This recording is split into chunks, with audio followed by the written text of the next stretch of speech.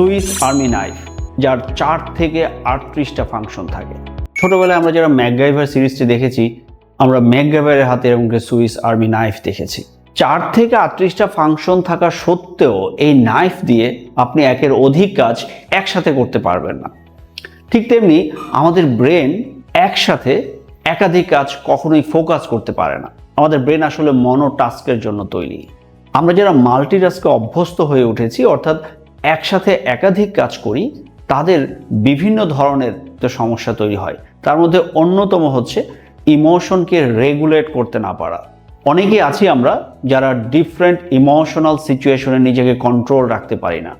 খোঁজ নিয়ে দেখা যায় এই সমস্যাটা যাদের আছে তাদের অনেকেরই মাল্টিটাস্কিংয়ে অভ্যাস আছে।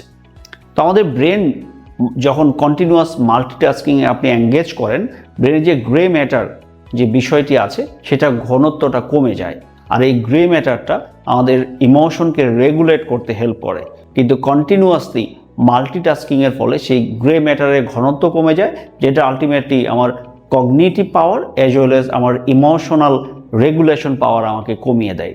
তাই আসুন মাল্টিটাস্কিং বাদ দিয়ে আমরা এখন থেকে মনোটাস্কিং করি, আমাদের প্রোডাক্টিভিটি বাড়াই, আমাদের মেন্টাল ওয়েলবিং বাড়াই। সবার জন্য শুভকামনা।